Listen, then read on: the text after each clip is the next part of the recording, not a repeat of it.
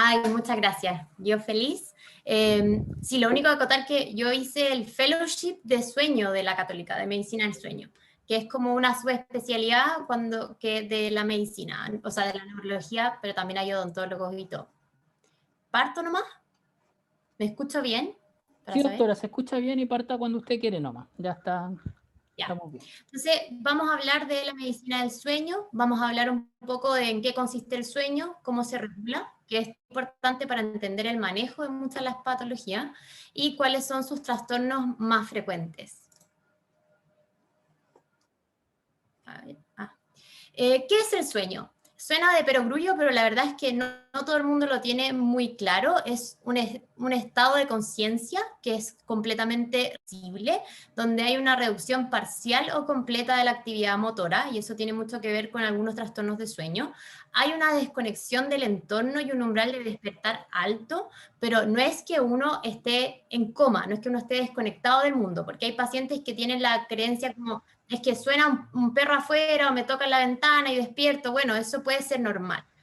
Sí puede haber un aumento del tiempo de reacción, o sea, puede pasar que uno lo despierten y como que esté un poquito más confuso. Hay una disminución de las funciones cognitivas, generalmente tenemos los ojos cerrados, y lo más frecuente es que el ser humano tenga una postura que es el decúbito. ¿Cómo se regula y se controla el sueño?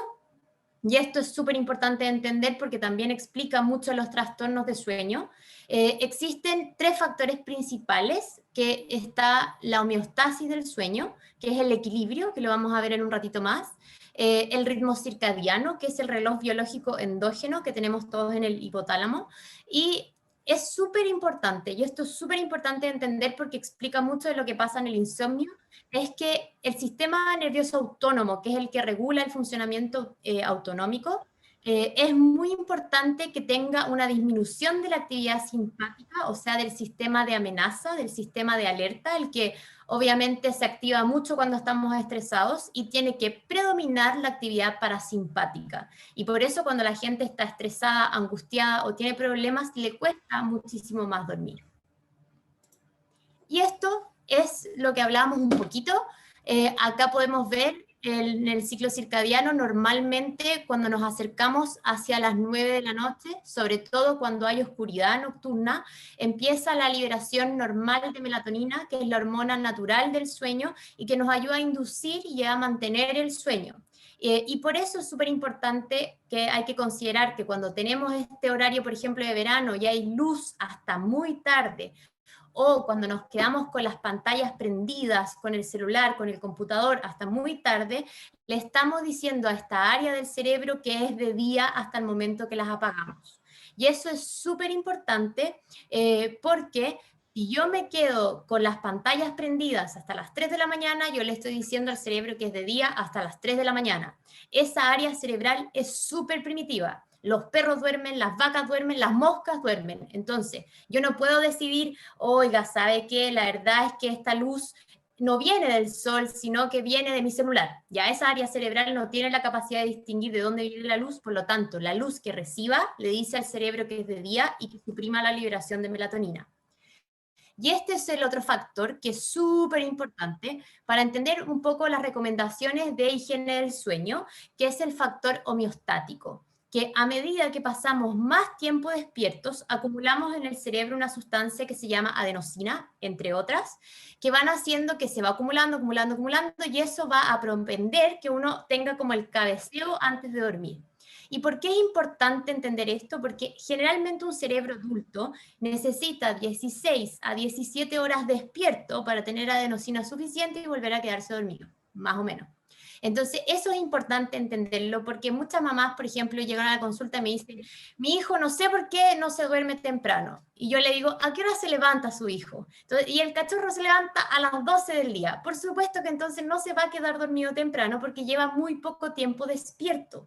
Y eso es súper importante entender. La hora a la que yo me levanto sincroniza y determina a la hora que yo me voy a dormir, aproximadamente. Y también es importante entender esto porque en los receptores de que se une la adenosina es donde antagoniza el café, el té, la Coca-Cola, el mate, los estimulantes. Entonces, si yo en la once, que es muy clásico de los chilenos, me tomo un tecito que puede tener entre 35 a 50 miligramos de cafeína justo en la hora antes de dormir, yo voy a barrer la adenosina y voy a eliminar uno de los mecanismos que son importantes para regular y controlar el sueño. Entonces, podemos decir a grandes rasgos, porque sé que esta charla no solo hay estudiantes de medicina, es que existen dos tipos de sueño. Existe el sueño no REM y el sueño REM. Y es súper importante saber que el sueño REM, que es la etapa de sueño donde uno sueña, generalmente uno no se puede mover. Y por eso no es normal actuar los sueños. Yo, si estoy soñando que me asaltan o que me pegan o que estoy jugando a la pelota, no puedo chutear el gol. Eso es absolutamente anormal y eso es un motivo de consulta al neurólogo. En el sueño no REM hay estabilidad autonómica, generalmente hay un predominio de este sistema que no tiene que ver con la amenaza, hay una desconexión del medio y realmente entonces como hay una predominio de este sistema nervioso autónomo que es como el del relajo, siempre hay una presión arterial más baja, eso es lo normal, existe una reducción de la frecuencia cardíaca y en el sueño REM estaba lo que hablábamos de que generalmente uno sueña, hay estos movimientos oculares rápidos y por eso se llama sueño REM y normalmente no nos podemos mover. En esta etapa de sueño existen algunas intrusiones de este sistema nervioso simpático que es el que se apaga en sueño y por eso puede haber un poco de aumento de frecuencia cardíaca, un poco de aumento de presión arterial y en los hombres se ve erección peniana y en las mujeres del clítoris, pero no porque haya excitación, no tienen nada que ver con estar excitados, sino que tiene que ver con una característica propia de esta etapa de sueño. ¿Ya? Y también es muy importante saber que generalmente el sueño normal siempre comienza en el sueño no REM, o sea, todos nos quedamos dormidos desde N1, que se estructura en ciclos nocturnos que van desde 4 hasta 6 ciclos.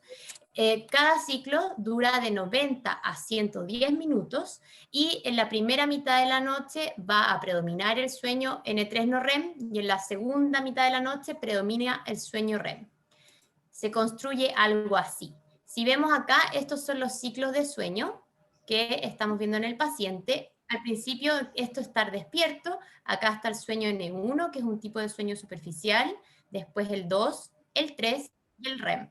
Si se fijan el REM, al principio es chiquitito, chiquitito y después va predominando hacia la segunda mitad de la noche. Y esto es súper importante entenderlo porque el sueño se construye como una verdadera sinfonía. Y por lo tanto, cuando yo escucho una sinfonía, no va a ser lo mismo que si yo me escucho un pedacito, yo después me escucho otro pedacito, que si yo escucho la sinfonía completa. ¿Y por qué es importante esto? Porque estas etapas de sueño tienen funciones que son distintas. Generalmente en el sueño N3 es donde los niños crecen y hay un predominio de la hormona del crecimiento y por eso uno siempre dice que los niños se duerman temprano para que crezcan, clásico, por ahí está mi abuela decía siempre eso. Y también es una etapa de sueño donde generalmente uno va a barrer la basura o las cosas que no sirven que se han generado durante el día. Porque por supuesto tener neuronas que están todo el día trabajando en el cerebro van a generar desechos y esos desechos, como toda casa, se tiene que limpiar en algún momento. Y esa limpieza ocurre en el N3 que se concentra en la primera mitad de la noche. Pero en el REM, que es esta etapa que está aquí, que es otro tipo de sueño profundo, en esa etapa de sueño es donde procesamos emociones, resolvemos problemas, nos hace estar concentrados, más eficientes, más ejecutivos. Y por eso, cuando la gente duerme poco, ¿ya? Si yo me privo de sueño, imagínense, yo duermo solamente hasta el ciclo tercero, la etapa que proporcionalmente más pierdo es el REM. Y si yo pierdo esa etapa, está demostrado que yo voy a funcionar de forma cognitiva mucho más lenta, voy a tener problemas en la toma de decisiones y voy a estar con problemas disejecutivos. Tanto así que hay pacientes que al dormir 6 horas o menos por 2 semanas funcionan tan desconcentrados, inatentos, con problemas en tomar decisiones como si pasaran de largo. Y si estos son 4 horas o menos por 2 semanas, es como que pasaran 2 días de largo. Por lo tanto, y el problema es que uno pierde la noción de lo mal que está. Si a mí me preguntaran, Fernanda, ¿tú quieres aprender a manejar un avión después de pasar de largo? Yo diría que no. Probablemente diría, ¿sabes qué? No estoy en mi mejor momento, hoy día no. Pero si uno duerme 6 horas sostenidas por 2 semanas, lo más frecuente es que uno no sepa o dimensione el impacto de esta privación de sueño. Bueno, dentro de las funciones del sueño son muchísimas, tanto así que está demostrado que la gente que duerme poco o mal se muere más, se enferma más, hace más hipertensión, más diabetes, más problemas de infarto cerebral, hemorragia cerebral. Hay estudios que dicen que podría aumentar el riesgo de demencia porque esas proteínas que se acumulan en la demencia se limpian en el sueño. Entonces, sabemos que tiene que ver con el funcionamiento cognitivo, con la neuroplasticidad y neuroprotección. Esto es súper lindo. Tenemos que pensar que en el sueño el cerebro decide qué sinapsis vale la pena mantener y cuáles no. Porque si homologáramos al cerebro a un celular, por supuesto que la memoria del celular se va a saturar. Entonces, si yo, por ejemplo,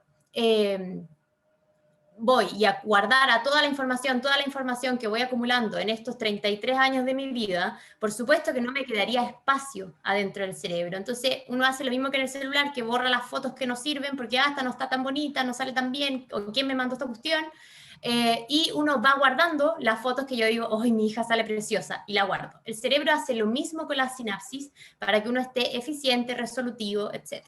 También se regula el sistema inmune, tanto así que se considera dentro de las recomendaciones para que tener buena respuesta a las vacunas, que los pacientes duerman bien antes y después de la vacunación.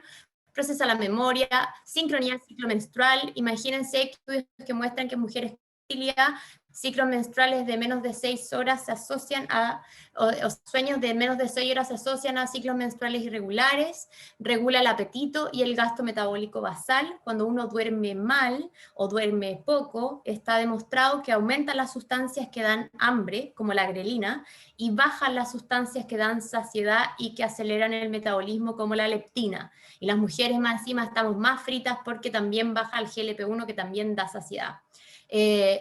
Y además está demostrado que la privación de sueño hace elegir alimentos de peor calidad. Por lo tanto, dormir poco o dormir mal nos repercute en todos los sistemas, tanto así que estudios en animales, por supuesto no se ha hecho en personas.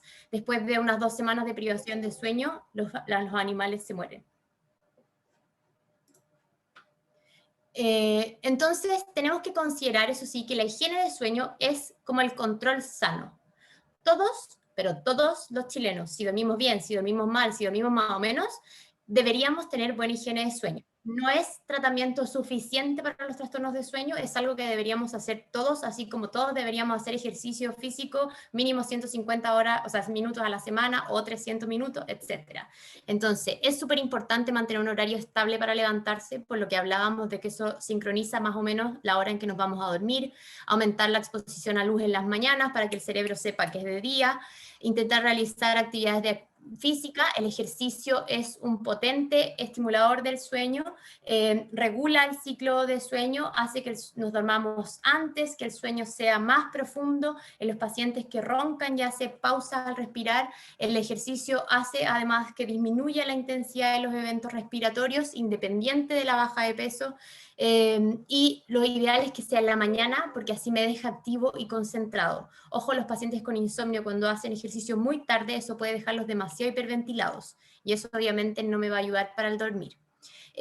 Ojalá, si se van a informar de la pandemia, que es una situación estresante, o tienen actividades de pega muy estresantes, lo hagan en la mañana. Evitar estimulantes en la tarde, por lo que hablábamos del factor homeostático. Lo mismo con las siestas. Por supuesto que si me duermo una siesta muy larga o muy tarde, me va a costar dormir. La comida idealmente que sea liviana, 2 horas antes de acostarse, planificarse, bajar la intensidad de las luces y acostarse cuando sientan sueño. Acuérdense que la función del sueño es una función muy primitiva, por lo tanto uno no puede decidir dormir. No es como que yo diga, quiero dormir ahora. Eso no va a pasar. Uno siente sueño, suelta el control y se duerme. Es como lo mismo que si un día ustedes están estresados por otro motivo y no tienen hambre, nadie diría, quiero tener hambre, quiero tener hambre. No se puede decir tener hambre. El sueño y el hambre se sienten porque se controlan en la misma área cerebral. Insomnio. Se considera que el 6 al 10% de la población padece insomnio. Es 2 veces más frecuente en mujeres. Actualmente hay estudios que hablan de que hasta el 23.8% de la población podría estar teniendo insomnio, y en encuestas chilenas dicen que los chilenos tienen un mal dormir, pero un mal dormir general, no solo insomnio, hasta un 60% de la población. Aumenta con la edad. Tener insomnio aumenta 5 veces el riesgo de tener un trastorno del ánimo y también aumenta el riesgo de hipertensión y otras enfermedades cardiovasculares.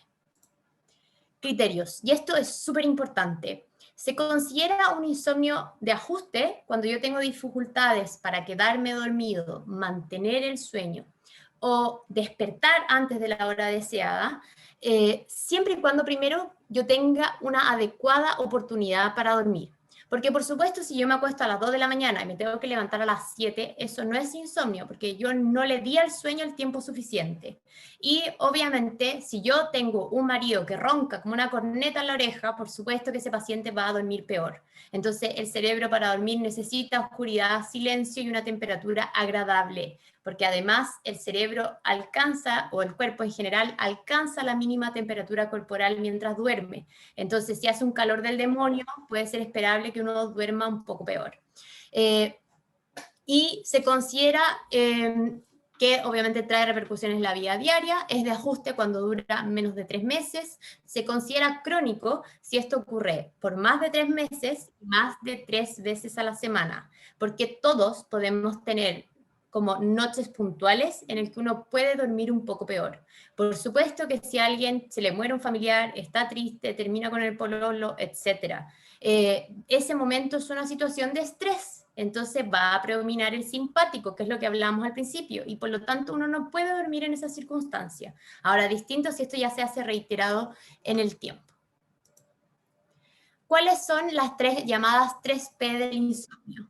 Generalmente existe un predisponente. Es bien frecuente que esto se dé en personalidades como más bien controladoras, perfeccionistas, autoexigentes. De hecho, se le llama como perfeccionismo mal adaptativo, personas que siempre quieren rendir bien, que son demasiado como trabajadoras y lo hacen todo lo mejor posible y como que la cabeza no les para de pensar. También existen factores que pueden ser genéticos, pero también un poco modulados por el ambiente en la familia. Y en estas personas se les llama que son hiperalertas. Es como el paciente que está siempre haciendo muchas cosas, que como que la cabeza no para, un poco como soy yo. Después existen los precipitantes, algo que gatilla este insomnio, y lamentablemente en la vida van a haber siempre precipitantes, ahora hasta la gran pandemia, pero también pueden ser estresores laborales, familiares, etc. Pero ojo que también pueden ser cosas positivas. Por ejemplo, hay gente que le da insomnio organizar su matrimonio, estar esperando guagua, etc. ¿Ya? Y los perpetuantes tienen que ver con los malos hábitos de sueño, pero también tiene que ver con las estrategias maladaptativas que se desarrollan con respecto al insomnio.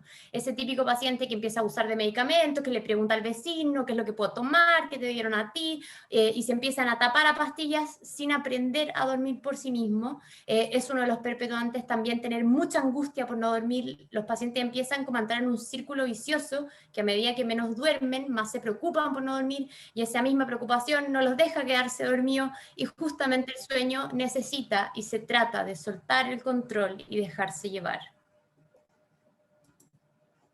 Entonces, en la evaluación, lo más importante es que uno tiene que preguntarle al paciente todo lo que hace. Yo, mis evaluaciones parten con un paciente diciéndome desde que despierta. Y generalmente con el paciente con insomnio anda muy acelerado, es como, me acuesto ahí y yo, tranquilo.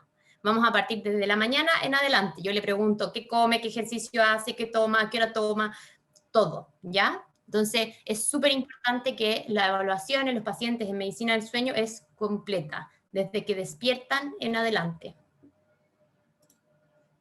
Siempre preguntar qué fármacos usan los pacientes. Hay que considerar que muchos medicamentos pueden gatillar mal dormir. Ojo con también el consumo de alcohol y el consumo de nicotina. El alcohol hace que uno se quede dormido más rápido, pero fragmenta el sueño en la segunda mitad de la noche y hace que uno despierte antes. Y la nicotina es realmente un estimulante del sistema nervioso central, por lo tanto, fumar exista 2 veces más riesgo de tener insomnio. Entonces, es súper importante, y estas son como los tips del somnólogo para el médico general, si a un paciente le cuesta conciliar o mantener el sueño, igual siempre hay que descartar síntomas de piernas inquietas, que lo vamos a ver más adelante, porque es un diagnóstico diferencial y se confunde mucho. El paciente que tiene generalmente insomnio, a pesar de dormir poco, generalmente es un paciente que además no tiene mucha somnolencia en el día. Es un paciente que anda tan hiperalerta que aunque yo lo mande al Sheraton, no va a poder dormir siesta. Es un paciente que no se puede quedar dormido pase lo que pase. Entonces, si un paciente dice, no, pero es que sabes que de noche no puedo dormir, pero de día me pego una siestecita o me quedo dormido viendo una película, si el paciente tiene somnolencia de fondo, sospeche otro trastorno de sueño. Puede ser una apnea del sueño simulando un insomnio, puede ser un movimiento periódico de extremidades y, por supuesto, también puede ser trastornos de ciclo circadiano, porque me pasa mucho que hay pacientes que me dicen, doctora, es que a mí me cuesta demasiado quedarme dormida, pero me cuesta mucho. Y yo le digo, ya, ¿para qué no te levantas? Y de nuevo, el otro día me pasó con una paciente, no, es que yo me levanto a las 12 del día. Y yo, ¿y a qué hora te duermes? A las 4. Entonces eso es normal. Si obviamente llevas muy poco tiempo despierta, lo que tenemos que hacer es mover a la hora que te despiertas para que te duermas más temprano. Entonces eso no es insomnio, porque la paciente duerme horas totales normales. Eso se llama fase retrasada de sueño, que es cuando se desincroniza el reloj biológico. ¿Ya? Y obviamente siempre, siempre, siempre que un paciente duerme mal, uno le tiene que preguntar cómo está el ánimo y si el paciente está angustiado, porque el sueño y el ánimo son como matrimonio. Si yo empiezo a dormir mal, es frecuente que me deprima, pero si me deprimo también es frecuente que yo empiece a dormir mal, y hay estudios que han mostrado que si yo trato solo la depresión y no trato el sueño, el pronóstico no va a ser igual, y viceversa. Entonces, cortito, ¿qué es el síndrome de piernas inquietas? Las piernas inquietas se define como la necesidad imperiosa de mover las piernas gatillado por una sensación incómoda en ellas, ya que puede ser hormigueo, calor. Hay gente que dice pesadez, me incomodan, me sobran, las siento, tengo que buscar el lado frío de la cama, destapar los pies, tirar las piernas, como que ya no aguanto las piernas. Tengo una paciente, me encantó esa descripción, doctora, es que en la noche yo me acuesto y se me angustian las patitas. Y eso es súper importante. Generalmente la molestia se presenta en el reposo, ¿ya? No es que yo voy caminando y me molestan, no, yo me acuesto y me molestan, pero además en el reposo principalmente antes de dormir. No es que se presente si yo me acuesto, y sobre todo en la noche, si yo me acuesto en la tarde a dormir siesta, sus pacientes muchas veces duermen mucho mejor de día porque no les da la molestia, mientras que se acuestan de noche y las piernas se incendian. Y eso se llama patrón circadiano, o sea, esta molestia tiene reloj biológico, genera un gran impacto en la calidad de vida y es súper importante reconocer porque hay medicamentos que se usan en insomnio que no se deberían usar en piernas inquietas, ¿ya? Porque puede gatillar sonambulismo, etc.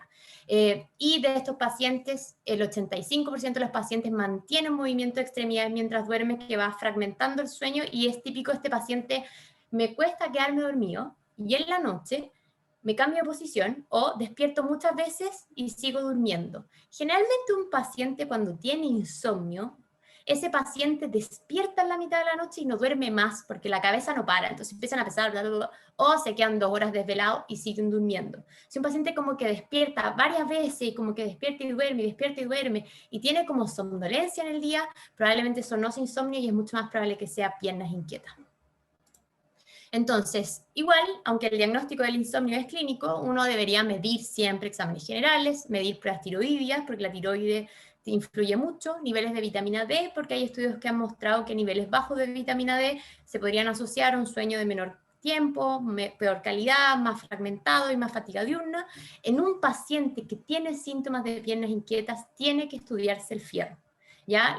Hay estudios que han mostrado que las piernas inquietas se deberían a que nos falta fierro adentro del cerebro, y esa falta de fierro haría que se altere la síntesis de dopamina, que es un neurotransmisor que controla el movimiento. Así que, para que no les llame la atención, a mí me ha pasado que tengo que ponerle fierro endovenoso a mis pacientes y otros colegas dicen, doctora está loca, ya, pero es porque no cachan de sueño. Ya, pero para que sepan, el tratamiento de piernas inquietas puede ser simplemente indicar fierro. Ojo que el examen de sueño, que es el polisomnograma, que es el que informo yo, en general no se indica en insomnio, el diagnóstico de insomnio es clínico, salvo que uno sospeche que de fondo hay otro trastorno de sueño como apnea, como piernas, o en un paciente que sea refractario. Generalmente cuando alguien no anda con los medicamentos de primera línea o con la terapia cognitivo-conductual es porque generalmente hay otro trastorno de fondo. Pero como este es un examen que es de alto costo, es ideal que lo pida el especialista. ¿Ya? Que no sea, porque me pasa a veces que llega un polisomnograma que yo digo, hoy que se demora harto en dormirse esta paciente, pedido por otra especialista, y la paciente no duerme nada en todo el examen y que vemos que está desvelada. Entonces, traten, eso sí, dejar que lo pida el especialista. Ya, ojo que esto es súper importante en el manejo del insomnio, que es ajustar expectativas. Muchas veces las expectativas en insomnio es lo que más mata al paciente. Tengo pacientes que llegan, doctora, es que me demoro demasiado en quedarme dormida porque mi marido, él apoya la cabeza en la almohada y se duerme. Y yo siempre les digo, su marido ronca, le apuesto. Y me dice, sí. Y yo, por eso su marido apoya la cabeza en la almohada y se duerme. ¿Ya? Eso no es normal. Lo más normal es que los adultos nos demoremos 10 a 30 minutos en quedarnos dormidos. Esto no es apagar un celular, el sueño es una transición. Entonces yo enlentezco los ritmos y me duermo. Ojo esto entonces del horario típico que hablábamos de la mamá que me dice mi hijo no se duerme temprano pero se levanta tardísimo. Puede ser normal levantarse una vez en la noche a orinar y después seguir durmiendo. Si un paciente orina más veces por noche, eso no es normal y la mayoría de las veces eso tampoco necesariamente va a ser próstata. Les voy a contar después por qué. Y se considera entonces insomnio tener dificultades para dormir más de 3 veces a la semana. Puede pasar que en situaciones puntuales, si uno tiene un problema puntual, uno duerma mal un par de noches y después se pase. ¿Ya? Esto es demasiado importante. La terapia cognitivo-conductual es la terapia de elección en insomnio, no son los medicamentos. Vivimos en una sociedad tan inmediata que todos queremos un resultado para ayer, ¿ya? Y la verdad es que no solo fármaco, yo les pongo acá la psicóloga que trabaja conmigo, que es la Sandra Sachs, ella es la vicepresidenta de la Sociedad Latinoamericana de Sueño, de psicología del sueño, y ella es la que hace la terapia cognitivo-conductual en el centro del sueño con nosotros. Lo bueno de la terapia cognitivo-conductual es que es un tratamiento breve, es cortito, generalmente no son de más de 4 a 8 sesiones, y raro, la mayoría de mis pacientes en 5 salen, y con eso está demostrado que le cambia el pronóstico al paciente. Porque el medicamento en insomnio particularmente debería ser como lo mismo que yo, ponerle rueditas a la bicicleta y dejar que el paciente agarre confianza nuevamente, pero alguien tiene que enseñarle a andar en esa bicicleta sin las rueditas. Y eso es la terapia cognitivo-conductual. Acá salen varios fármacos, hay que considerar que en Chile lamentablemente muchos de los fármacos que tienen mejor evidencia para el insomnio no están. Y no me voy a detener más en esto porque hay gente que no necesariamente es del área de la salud, pero sí me voy a tener acá, que son los medicamentos que se venden en venta libre, como los antihistamínicos, que están tan de moda o la gente a veces se trae de otras partes. El beneficio se aproxima igual al daño, o sea, poco y nada sirve. La melatonina para el insomnio tampoco sirve mucho. La melatonina, si bien es la hormona natural del sueño, sirve muchísimo más para la gente que tiene trastornos de ciclo circadiano, que se le desordena el reloj. O sea, si yo voy de aquí a Australia y me quiero sincronizar con su horario, es mucho más fácil si hay melatonina de por medio en fármaco, pero no para el insomnio. El L-triptófano tampoco sirve y la valeriana tampoco. Entonces, y quiero que se queden con esto. Les voy a traducir lo que dice. Dice, lo ideal es que el tratamiento de primera línea en el insomnio es la terapia cognitivo-conductual. Y eso es una recomendación fuerte y con alto nivel de evidencia, que para nosotros en medicina no todas las decisiones médicas se toman con tal nivel de evidencia. Así que, por lo tanto, y entiendan, no es el fármaco acá lo más importante. Y las intervenciones farmacológicas deberían ofrecerse si la terapia cognitivo-conductual no es efectiva o no está disponible. Nosotros en general igual dejamos un medicamento porque sobre todo a los especialistas de sueño nos llega el paciente cuando ya lleva 150 años usando miles de fármacos en condiciones o combinaciones muy altas, entonces uno no puede destetar al paciente rápido, o a veces el paciente ya viene muy, muy angustiado. Entonces lo usamos como para que el paciente se calme y retome un poco la confianza en que va a dormir. Pero por supuesto que no lo vemos como un tratamiento definitivo ni de uso crónico. Vamos a pasar al siguiente tema, la apnea del sueño, una enfermedad que está altamente prevalente en el último tiempo. Se define como episodios repetidos de interrupción del flujo aéreo nasobucal debido a una obstrucción completa o parcial de la vía aérea superior durante el sueño. La triada clásica, y esto es muy importante, son que haya ronquido, que todos hemos escuchado a alguien roncar. Bueno, les tengo una noticia, no existe porcentaje de normalidad para el ronquido. No es eso de que él está durmiendo profundo y por eso ronca, él descansa más cuando ronca, eso es mentira. Apneas presenciadas por la pareja o la familia, o sea, cuando el paciente deja de respirar, y somnolencia diurna excesiva. ¿Cuántos no hemos visto a ese familiar que después del asadito, se come un asadito, se sienta en el sillón y se queda dormido? O está viendo una película, no alcanza a ver la película completa. Eso es típico somnolencia diurna excesiva, o pacientes que se empiezan a quedar dormidos en situaciones inadecuadas o en otras circunstancias. Otros síntomas muy frecuentes son despertar con sensación de ahogo durante la noche, eso se llama episodio asfíctico, compromiso cognitivo, generalmente tienen disminución de la memoria, atención, concentración, y de hecho se considera una causa de demencia reversible. ¿Ya? Acelera incluso la progresión de demencia en los adultos mayores, da mucha irritabilidad y da cefalea matinal. Generalmente es como una cefalea que los pacientes sienten la cabeza abombada, pero es una cefalea que se pasa generalmente sola, o sea, despiertan con dolor y va disminuyendo solita durante el día. Los pacientes también tienen otra cosa que se llama nicturia, que es cuando se levantan muchas veces a hacer pipí, que es lo que hablábamos antes, porque cuando uno tiene apnea del sueño, uno libera un diurético natural que se llama péptido natriurético atrial, por los cambios de presión intratorácica. Entonces son pacientes que empiezan a levantarse cada vez más veces a hacer pipí. Y me ha pasado pacientes que le han operado la próstata, que están usando medicamentos para la próstata, etcétera, y se sigue levantando, y uno les trata la apnea y se dejan de necesitar.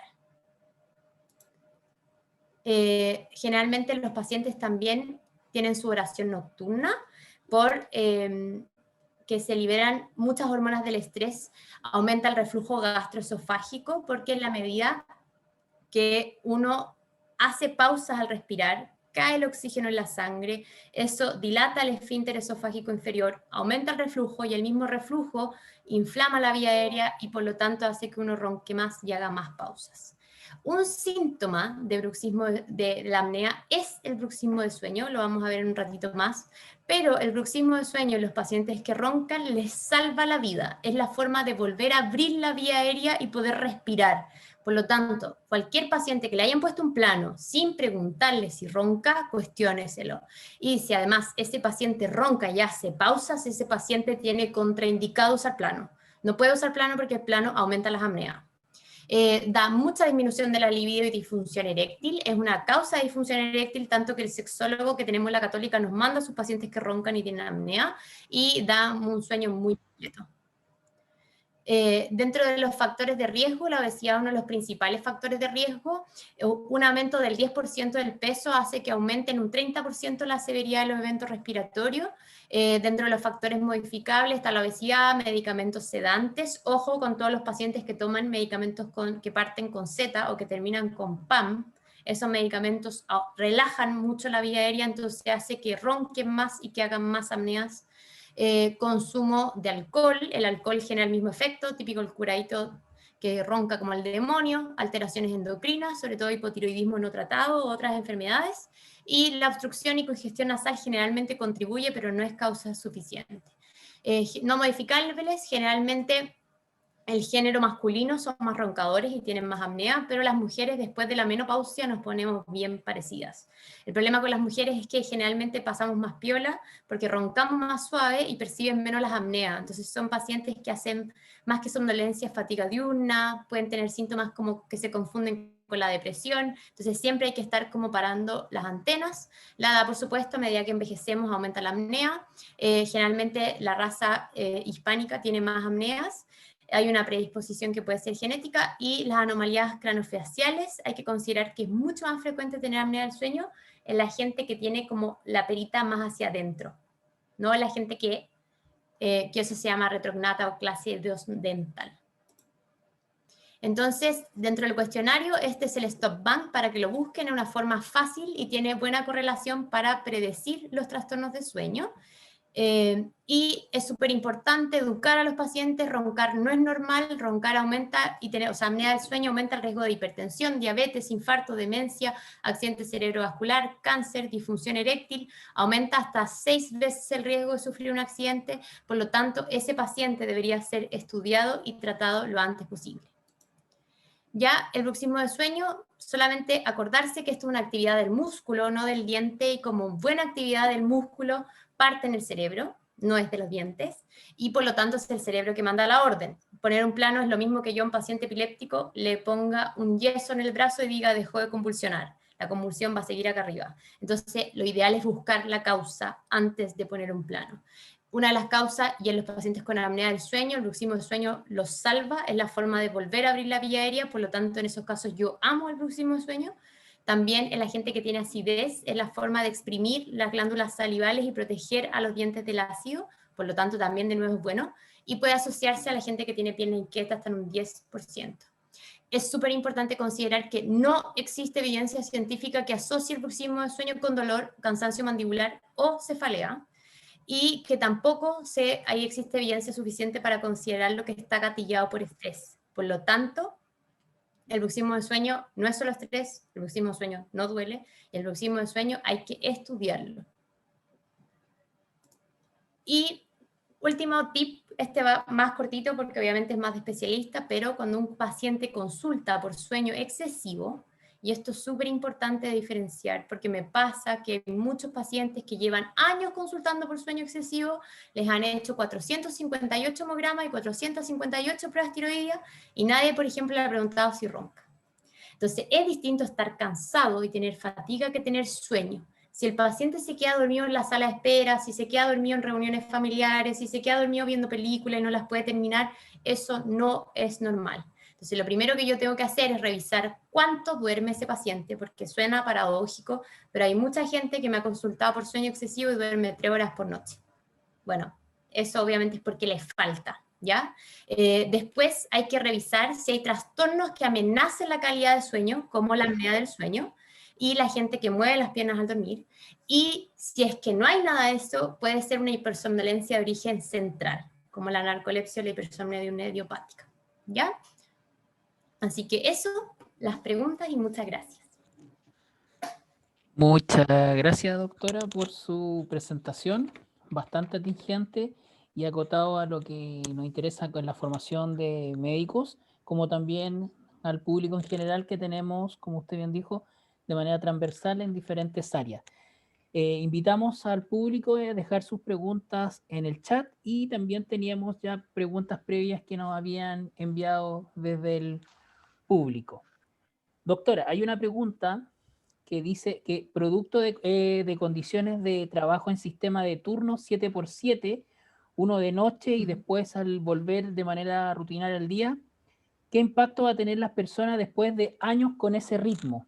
Preguntan, una pregunta. Es súper importante que estos pacientes consulten precozmente, porque lo ideal es darle estrategias para que puedan ir moviendo su ciclo circadiano como lo más parecido a lo fisiológico. Tenemos estrategias que pueden hacer como engañar al reloj biológico para que aprenda a dormir de día, de noche, pero lo ideal es que eso sea asesorado por un especialista, porque por supuesto, si no se hace precozmente, eso puede aumentar el riesgo de sufrir algún otro trastorno del sueño, como insomnio, trastornos del ánimo, otro tipo de cosas, y por eso lo ideal es que se evalúe y se den estrategias preventivas. Ya, entonces en ese caso, si consulta un paciente a nosotros, debiésemos entonces derivar para hacer ese tratamiento, ¿no?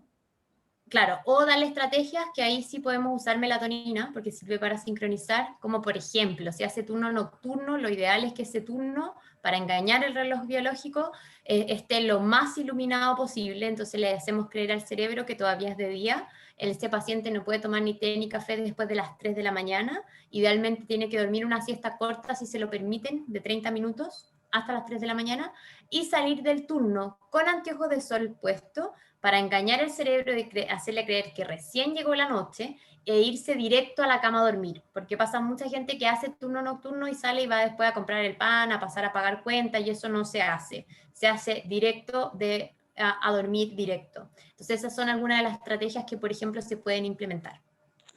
Gracias, doctora. Hay otra de las preguntas que nos llegó también, ¿cuánto es la cantidad de horas ideal de sueño?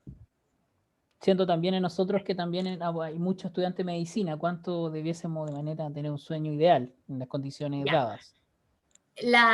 Dentro de los pilares de sueño saludable son 4. Uno de ellos es la cantidad de sueño. La cantidad de sueño va variando en la edad. Por supuesto, un recién nacido duerme 18 horas, por ejemplo. Los adolescentes tienen que dormir entre 8 a 10 horas por noche. Los adultos entre 7 a 9 horas por noche. Y los adultos mayores, que antes se creía que tenían que dormir mucho menos, la verdad es que tienen que dormir 7. ¿Ya? Algunos pueden dormir 6, pero 6 a 7 horas es lo aceptado por un adulto mayor. Y obviamente también tiene que ser, ojalá dormir de noche en condiciones ideales, que sea un ritmo regular, y eso pasa mucho bueno, a mí me pasó mucho cuando estudiaba medicina, que yo en la semana tenía un desorden con el horario gigante y después dormía todo el fin de semana, ya, eso también enferma. Lo importante es que ojalá sea regular el tiempo de sueño también, en horarios regulares, y que ojalá sea continuo y de calidad. Entonces usted lo que indica del tema de que los adultos mayores igual debiesen dormir alrededor de 7 horas, del típico mito que los abuelitos duermen menos, entonces habría que ir a buscar las causas que estarían provocando la alteración del sueño, ¿no? Una de las cosas que engañan harto, y la gente jura que el abuelito duerme mucho menos, es que dentro de las cosas fisiológicas, así como en la adolescencia, es frecuente que uno se duerma más tarde y despierte más tarde, que eso se llama retraso de fase de sueño. A los abuelitos le pasa justo lo contrario, y tienen un avance de fase de sueño. Entonces tú le preguntas al abuelito y el abuelito dice, no, es que me acosté a las 9, me dormí a las 9:30 y desperté a las 4. Ahí lo que tienen, ¿verdad? Son horas totales normales para la edad. El problema es que se duerme tan temprano que despiertan muy temprano. Entonces ahí lo que uno puede hacer estrategia es para resincronizar ese sueño y hacer que se duerma un poquito más tarde y despierte más tarde para que no despierte tan de madrugada. Ok, doctor. Otra pregunta que también nos llegó de manera interna previamente era, bueno, de todos los estudiantes universitarios, la combinación del café energizante y que no tienen resultado y que igual se quedan dormidos. ¿Qué habría que hacer en ellos? También llegó esa pregunta. Dormir, po. O sea, a ver, si quieren aprender y quieren consolidar lo que están aprendiendo para que después les sirva a futuro, tienen que dormir. No hay respuesta. A mí hay gente que me dice, no, pero es que uno estudia medicina, tiene que pasar de largo. Yo nunca pasé de largo ni en el pregrado ni en el posgrado. El posgrado en los turnos, pero no estudiando. Es súper importante ser súper, pero súper organizado para poder sacarle el máximo provecho al día, y lo ideal es que se mantengan durmiendo mínimo 7 horas. Si al hacer turnos empiezan a tener desincronizaciones, seguir las estrategias del sistema de turnos. Pero un estudiante de medicina no debería estudiar hasta las 4 de la mañana, porque si no, todo lo que estudien no lo van a aprender. Y está demostrado también que la privación crónica de sueño aumenta la tasa de errores. Y uno obviamente va a tomar peores decisiones. Entonces, lo ideal es que se mantengan durmiendo lo más que se pueda y no engañando el cerebro. Mientras más se priven de sueño, más les va a costar estudiar. Una de las causas de déficit atencional del adulto, y que un neurólogo que sabe de déficit atencional, es preguntarle al paciente cuánto duerme. Si el paciente no duerme lo suficiente, no deberían usarse estimulantes, deberíamos hacer que el paciente duerma más y sobre eso construir una mejor funcionamiento de la concentración y de la memoria. Ok, doctora. Doctora, una de las preguntas que está en el chat de Belén Cortés dice, las personas que se reconocen más productivas en la noche que en la mañana, ¿esto supondría una carga mayor que el organismo? Claro, yo era ese tipo de gente en todo caso. No, esto no es un juicio. Yo siempre tuve mucha fase retrasada de sueño, que es la gente que se tiende a dormir más tarde y despertar muy tarde, pero obviamente eso se mantiene y se cronifica por hábitos. Entonces, lo ideal es que uno se acostumbre a sincronizarse y mantener un horario estable para levantarse. El retraso de fase de sueño se asocia a mucha privación de sueño, porque generalmente cuando uno está en la semana en clase, por más de que uno se haya dormido, no sé, a las 1 de la mañana, igual se tiene que levantar para ir al hospital. Entonces, eso hace que yo entonces genere una deuda de sueño, esté más cansado, más desconcentrado y ande peor. Entonces, hay que tener ojo con esto de los horarios, porque obviamente va a costar mucho más. Y también es importante porque la gente que tiene retraso de fase, o que sea que funciona peor, generalmente tiene más riesgo de hacer hipertensión, más diabetes, más enfermedades cardiovasculares y más obesidad. Entonces, lo ideal es que uno duerma de noche, funcione de día y coma de día. Una de las preguntas que también aquí se repiten, que habían llegado previamente, el tratamiento con el modafinilo. De hecho, dice una persona que está en tratamiento con modafinilo, 100 miligramos para el tratamiento de la hiperinsomnia. Pregunta si va a tener repercusiones a futuro o cómo va del tema de por qué la región. La pregunta que tiene de Mire Fernández dice que está en tratamiento, pero que últimamente siento que no funciona como debería. Pues puede tener que ver porque en la región de aquí en Magallanes hay horas de luz disminuida y dice que también está con otros fármacos en conjunto. También hay una pregunta relacionada justamente con el uso del modafinilo.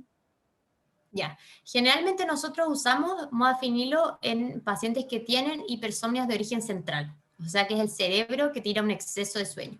Entonces, ¿qué tiene que revisar uno antes de hacer ese diagnóstico? Uno, lo que habíamos hablado al final. Revisamos cuánto duerme ese paciente, si duerme en sincronía con el ciclo circadiano, si no tiene deuda de sueño.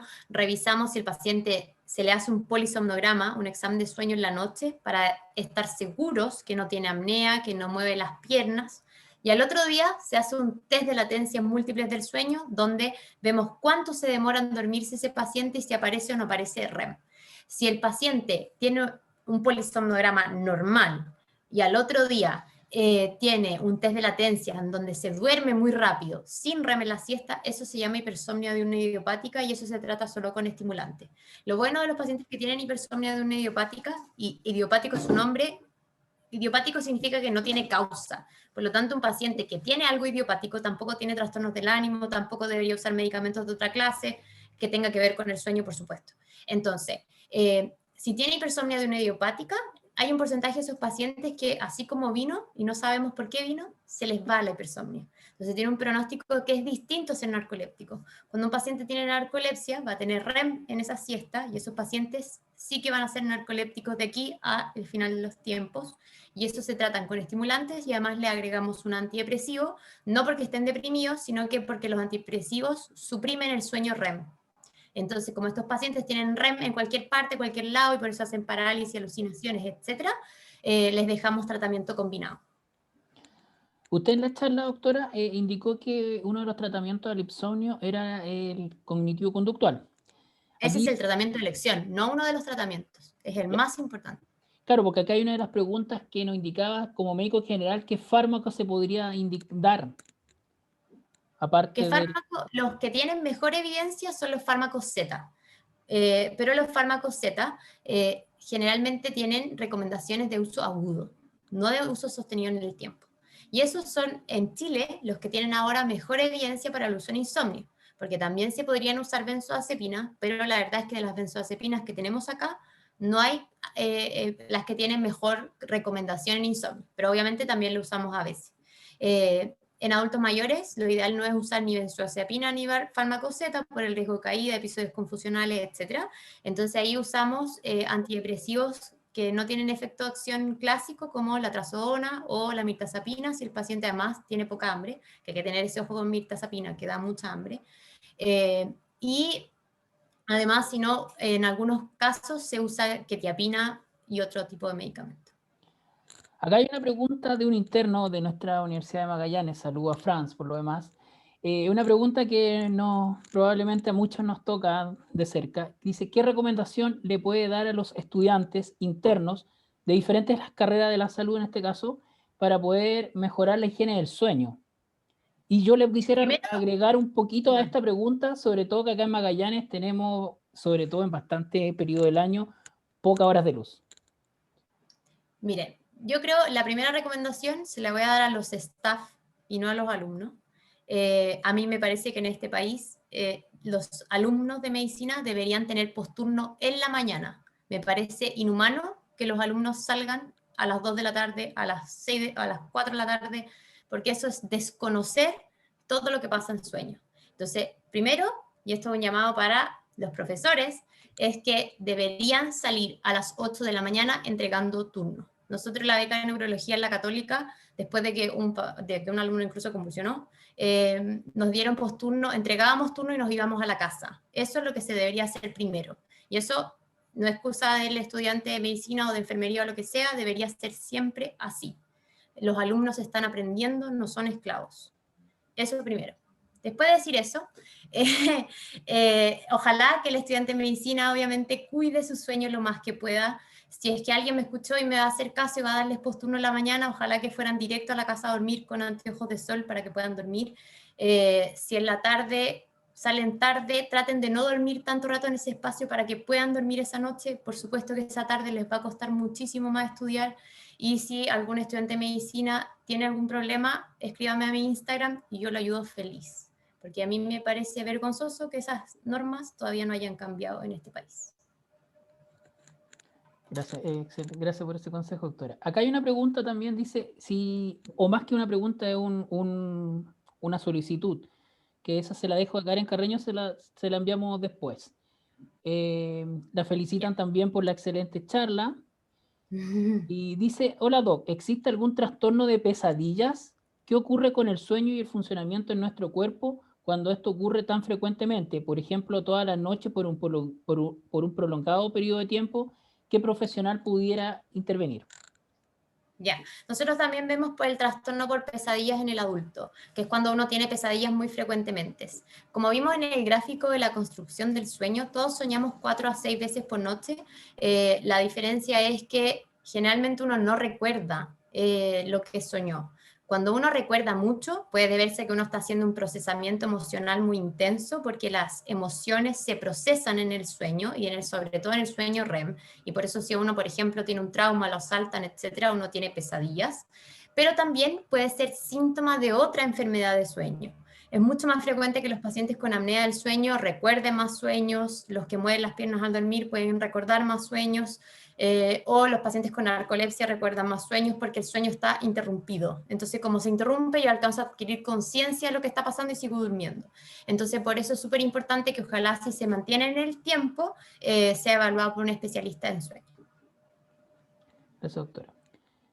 Varias preguntas están relacionadas con el tema de ronquido, apnea. No sé si pudiera usted englobar ese tema, porque estaba viendo, filtrando las preguntas y van varios en esa misma área. Ya. Cuando alguien tiene las 3 clásicas, que es roncar, hacer pausa al respirar y además tener somnolencia excesiva, a ese paciente hay que hacerle un examen de sueño, porque es importante que evaluemos cuántas pausas hace y en base a eso definir cuál es el mejor tratamiento. Hasta ahora no existe un tratamiento farmacológico para la apnea. Uno lo que tiene que hacer es medidas que son mecánicas. Si la apnea es de moderada a severa, o sea, sobre 20 eventos respiratorios por hora de sueño, el paciente es candidato a CPAP, que es una máquina que tira aire a presión y mantiene la vía aérea abierta.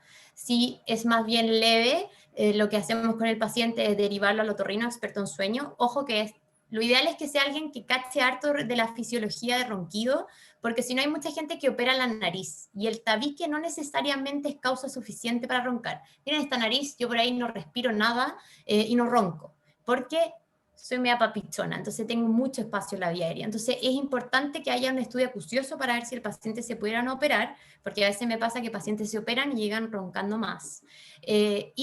O si no, hay dentistas que son expertos en trastornos temporomandibulares y dolor facial, que hacen como una placa que avanza la mandíbula durante la noche, aumenta el espacio en la vía aérea y el paciente deja de roncar y deja de hacer pausa.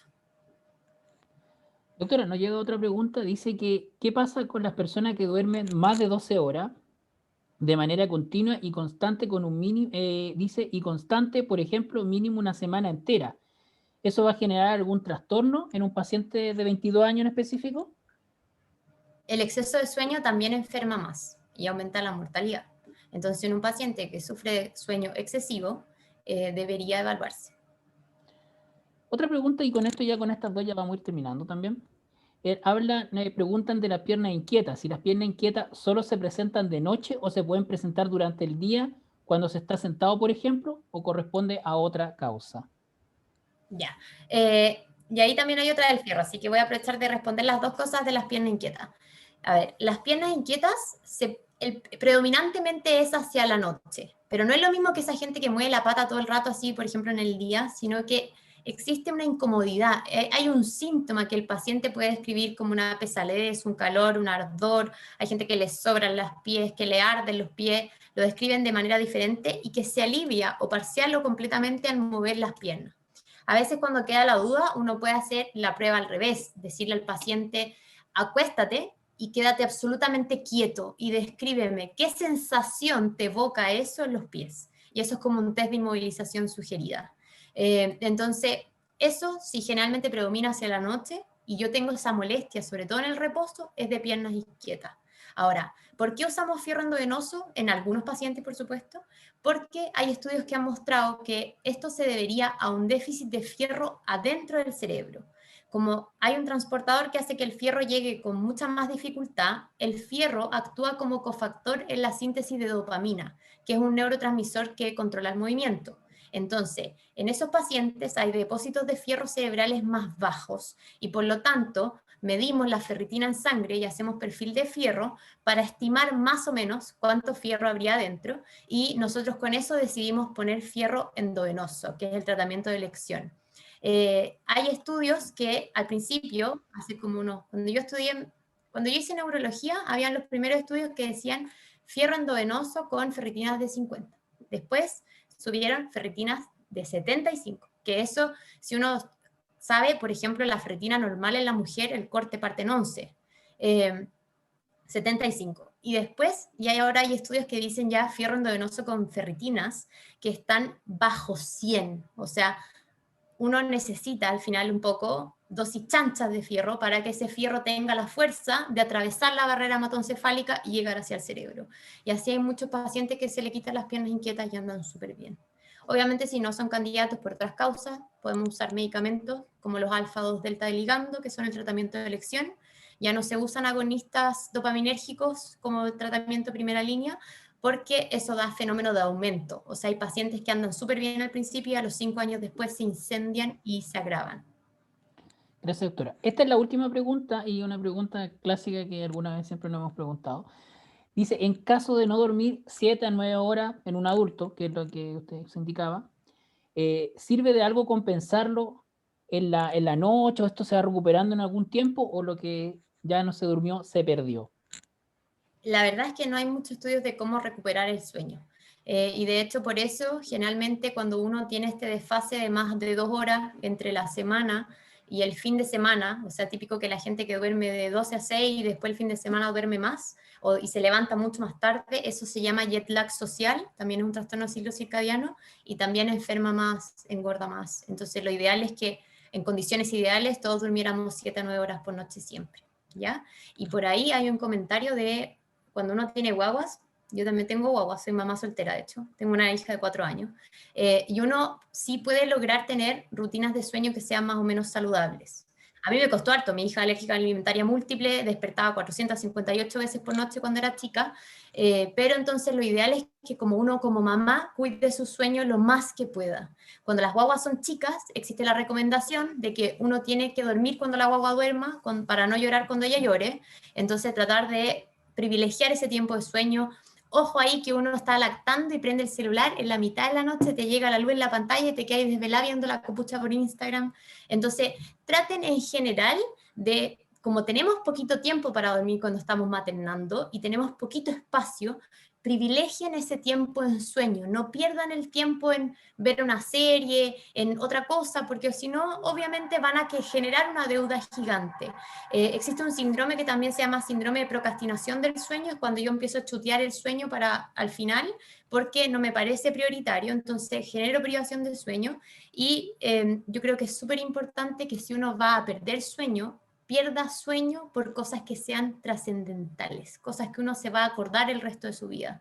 Es distinto que uno pierda el sueño viendo una serie de Netflix que no se va a acordar de aquí a 3 años más de qué se trataba, a que uno pierda sueño porque va al matrimonio de la mejor amiga y lo pasa chancho. Eso es distinto, porque yo si voy al matrimonio de mi mejor amiga me voy a quedar hasta las 6 de la mañana, si yo soy súper buena para bailar, pero porque es el matrimonio de mi mejor amiga y eso me voy a acordar probablemente el resto de mi vida. Pero yo, por ejemplo, no pierdo viendo tiempo viendo series o ese tipo de cosas porque veo series de vez en cuando, de día al fin de semana, pero no voy a perder tiempo de sueño en eso porque obviamente no me voy a acordar para siempre.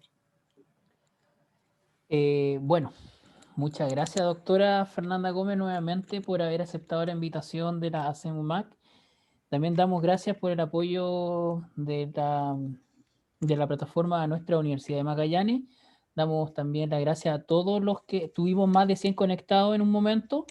Así que gracias a todos por haber participado. Esta charla va a quedar grabada, la vamos a subir y está invitada, doctora, nuevamente para alguna otra jornada, tal como lo habíamos hablado. Así que nuevamente muchas gracias por estar con nosotros y académicamente y el público en transversal, que son temas muy importantes, importante como el tema de la higiene del sueño. Así Hoy, que muchas gracias por la invitación y los invito a todos a seguirme a mi Instagram de doctora, que es DRA Fernanda Gómez. Para los que me quieran seguir, ahí hay hartos videos, hartos posts de cosas de sueño por si quieren profundizar o hacerme alguna pregunta. Así que muchas gracias, buenas noches a todos y muchas gracias, doctora, que tenga muy buena noche. Gracias, que estén muy bien. Saludos, buenas noches a Chao. todos.